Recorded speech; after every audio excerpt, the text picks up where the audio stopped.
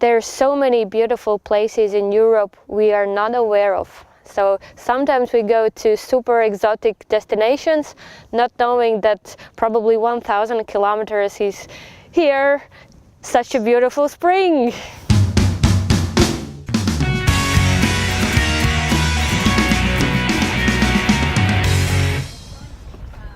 It was much less well defended than the actual city, which had a high wall all around it. And so it was easier for an enemy to penetrate what's known as La Plaine, the plain. And when this happened, at least on one occasion, a garrison stationed on the bridge were able to rout them. So it did have that sort of function. Vous savez, Cahors était appelée la belle endormie.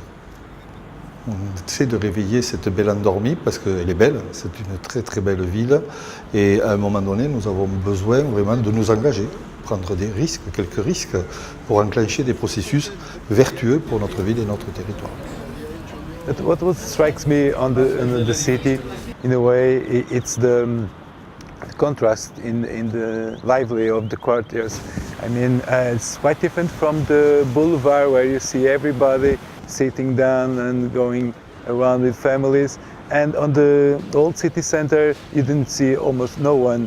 So I see perfectly the idea of the municipality to change that situation, to try to create some points of interest in the city center, and from there try to create a lively place, for urban place to people can enjoy. I would say the jail, it was sadness, definitely sadness. It was dark and sad, and it was a building which you can sense the bad feelings. Above our heads here. And then there's also the semicircular arch, favoured in Romanesque times. So you've got a little bit of mixture of different epochs already. As strange as it is, it's a good chance for people, local people, to do it whatever they want and make it a point for a new start of Cahors. To me, it has really a lot of potential. It could become really a creativity hub. And you can even divide the space between more activities because it's very big. It has open spaces and included spaces, so it really could become a focus point for Cahors. I mean, there are some maybe creative professionals that could appreciate the prison as it is now. So, for example, some video makers or photographers could think it's an interesting set to make videos and take photos. It could really motivate designers and artists for their works. You know, it really depends. It could also become a resource for music industry, you know, to have not a concert hall, but record studios and place where bands and bigger, you know, instrumental groups can play. You know, it's really full of potential for me. That's the magic of this project, European Union's project, the Int Herit. People outside of the box gives you the clear solution of what you can't see if you are in the box. That's why I love this project. There is one building in the Château du Roi Street. I think it's a building almost in the middle, which is in full restoration. The facade has been restored beautifully. It's a private investor who has bought the building, and I think they did a marvelous job. And one thing that interests me the most is that they had to choose an era for restoration. So they could choose between the 13th or the 15th century. They chose the 15th century point of state, and that was very, very interesting to see.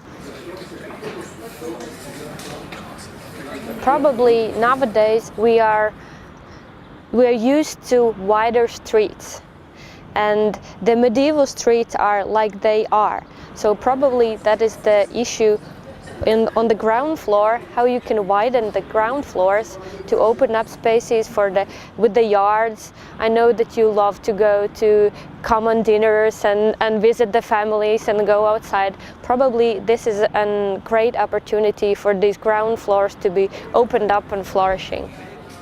The first recommendation on the Château du Roi Street we made also yesterday is that you have to get rid of the cars. I think that's one of the most important aspects, because when we were walking down the street you had cars passing by and it was very annoying for us as visitors, but I can imagine also for people living there. This type of networks bring a lot of knowledge, know-how, new ideas, innovation. Because innovation is based on getting to know what others do and transforming that into something useful for your own reality. So of course I would say that lots of ideas and useful examples have been gathered and put together in order to try to improve our own strategy. The difference in Cahors through the implementation of this project is the engagement of citizens, of people. There's a lot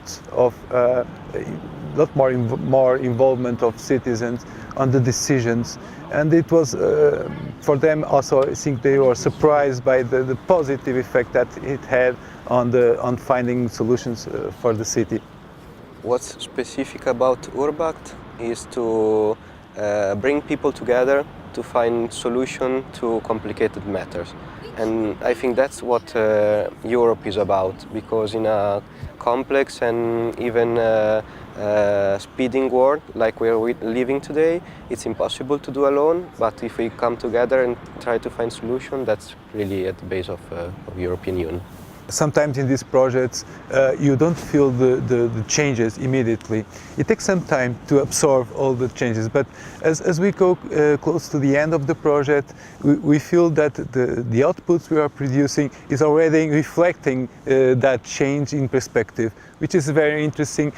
Sometimes it doesn't, you cannot measure directly in the middle of the project, but you start feeling some signs that things will change for the future.